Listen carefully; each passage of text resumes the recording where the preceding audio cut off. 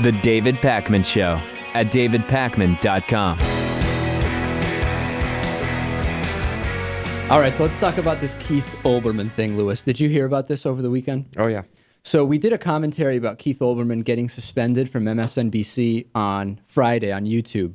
And a lot of things were said, and some of those things still hold true and some don't. So let's go through the whole thing. Keith Olbermann from MSNBC was suspended without pay for Friday night's show and for the show that will happen tonight. He'll be back tomorrow night. We'll get to that. For three $2,400 donations that he made. So my initial reactions were to look into this, and we said, number one, if he broke the policy, then he does deserve to be suspended or disciplined, whatever.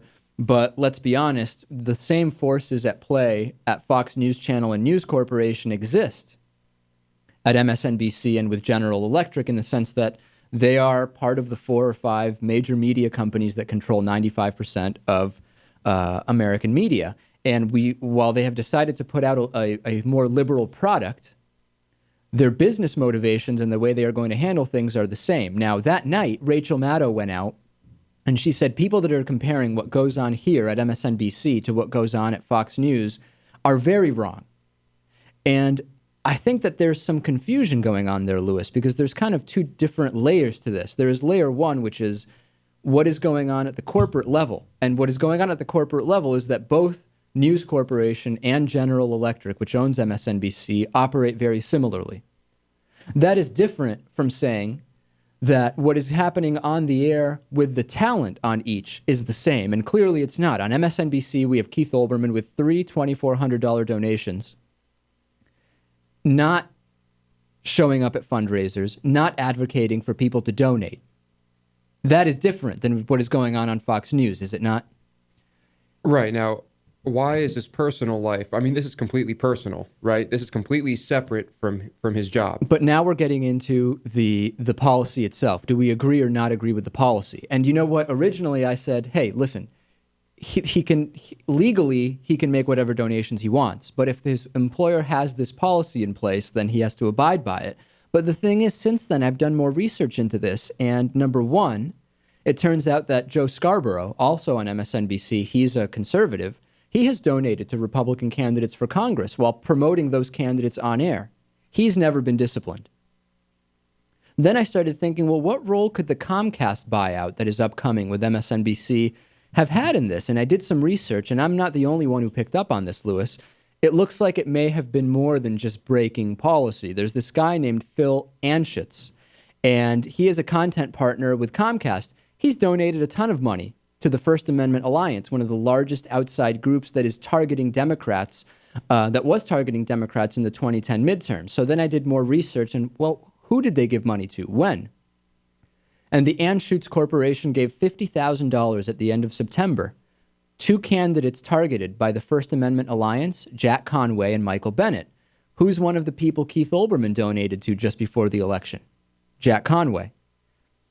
On the record, Comcast has said, Lewis, hey, we have no operational, logistical involvement right now with how the channel is being run, and I don't disagree with that. But again, $169,000 donated by the Anschutz family to Republican candidates and committees during the 2010 election cycle. We have to assume, Lewis, that it is not completely unconnected.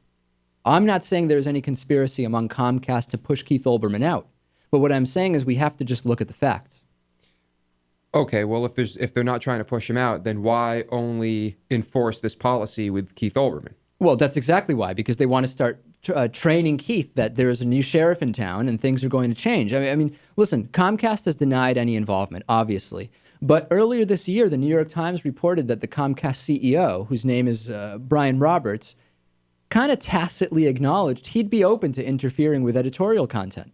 He was asked how he planned to handle daily editorial control of such an immense news operation. Are you saying you'll never interfere? He asked. And Roberts blanched slightly at the question, which included a hypothetical situation involving Keith Olbermann attacking some Republican congressman. And he said, let's have that conversation in 6 or 12 months. So he's certainly not ruling it out. And he is in a way tacitly acknowledging it, is he not? I suppose. So, again, Keith Olbermann is going to be reinstated tomorrow night. By the time some people hear this, he may already have been back on. Hardly what I'd call a punishment. Well, it is like putting the kid with the dunce cap in the corner for a timeout, is it not? Right. I mean, it's like this whole NFL drama. It's like finding an NFL player who makes $4 million a year, $16,000. I mean, so what? Right. And this just suggests more of what we said on Friday is correct, which is that there are other factors at play, including whether Phil Griffin, Keith Olbermann's boss, has some kind of personal gripe, what's going on with Comcast. And do not confuse what I'm saying. What goes on air on Fox News and on MSNBC is completely different. Sean Hannity is suggesting people donate to candidates on the air. He is showing up at Republican fundraisers. That is not happening on MSNBC. Editorially, it is not the same thing going on. What I meant on Friday is at the top level, at the top corporate structure, we are dealing with one of 4 or 5 companies that produce a majority of the media in this country, and they are run all in a very similar way. That is really the root of it. And to expect this type of thing to be completely different, to assume that at one corporate structure, it is going to be encouraged to have a certain ideology, and at the other it's not. Absolutely not. Absolutely not. And I actually went in and looked at, well, what is the policy at NBC News? Because does it say you are required to report your political donations in advance, or is it recommended? Let me read it to you. Here's a quote. Anyone working for NBC News who takes part in civic or other outside activities may find that these activities jeopardize his or her standing as an impartial journalist because they may create the appearance of a conflict of interest. Such activities may include participation in or contributions to political campaigns or groups that espouse controversial positions. You should report any such potential conflicts in advance and obtain prior approval of the president of NBC News or his designee. So, Lewis, I'm hearing in there something very different. I'm hearing you should report potential conflicts. And the reality is, who thinks Keith Olbermann is an impartial journalist on MSNBC? If we look at this policy, given Keith Olbermann's show on MSNBC, do 3 $2,400 donations really affect his standing as an impartial journalist? No. He was never considered an impartial journalist. Just ask the conservatives. Is Keith Olbermann at all impartial? But still, I think if you're a TV personality like that, you should at least feign some type of, I don't know. No, you're completely wrong. I mean, no? These are commentary shows. Sean Hannity doesn't feign any kind of unbiased point of view. Keith Olbermann has no need to. They are doing commentary shows. What are you talking about, you know? But the producers, whoever's running the show, Phil Griffin, want him to. No, you're wrong. Nobody. Then why would this even exist? Why would this rule even exist? This rule exists in general for on-air people at NBC, MSNBC, and the idea is under this umbrella are reporters, under this umbrella is everybody. Under this umbrella is everybody. But what I'm saying is the policy doesn't actually say everybody needs to tell us their political donations in advance. What it says is that you should let the bosses know about things that could affect your standing as an impartial journalist. You should.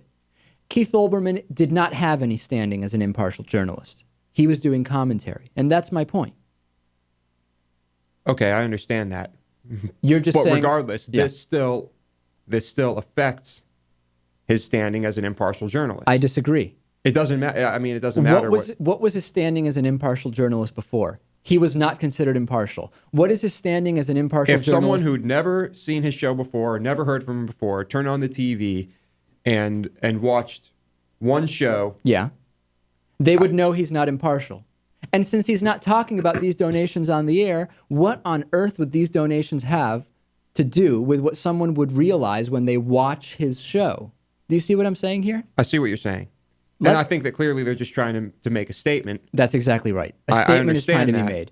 And the statement is a childish one. It's, hey, you're in the corner for a couple of days. And you know what? There's also, I mean, I think Keith wins here because he gets to go back. He doesn't have to apologize, which he was asked to apologize and he said he wouldn't. That is the rumor now as to why he was actually suspended. He wasn't going to be pulled off the air at all as long as he apologized. And he said, I'm not going to do a Mel Gibson mea culpa.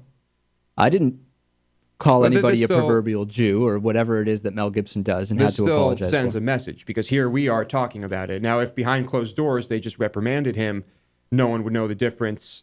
Clearly, they want people to know this happened. That's exactly right. You're exactly right. And I think Comcast will increasingly want to know that the liberal stuff happening on air once they take over is not necessarily something they endorse. And if anything, it's a business decision. Right.